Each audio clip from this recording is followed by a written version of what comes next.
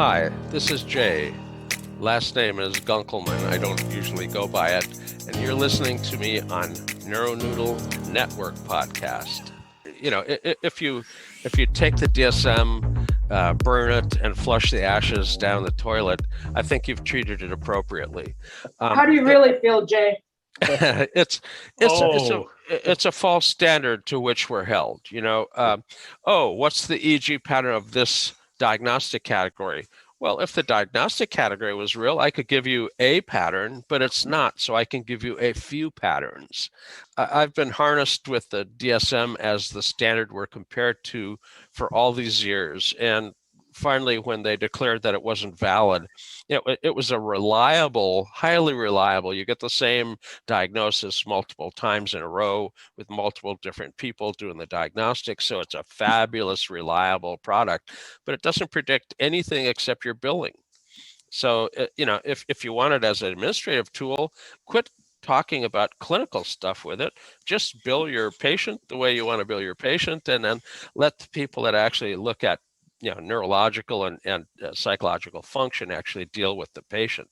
The DSM is a false standard, and when they declared it invalid, I thought it was a sea change. Now, initially they said they were going to quit funding DSM research only, but the institutions pushed back really hard. If you were funded for the last 25 years at a university for studying XYZ disorder, whatever it might be, and then suddenly you had to do biological biomarkers and phenotypes and genotypes and stuff, and you're not oriented to that, your funding just disappeared.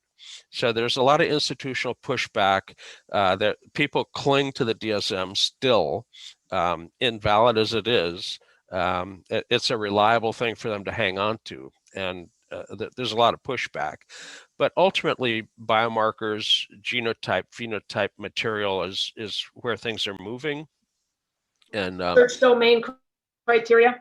yeah, exactly. 2015, as soon as they said they wanted research domain criteria studies, we cranked out one on beta spindles in the EEG, and not any DSM category, but just looking at all the people that had beta spindles, what was it associated with?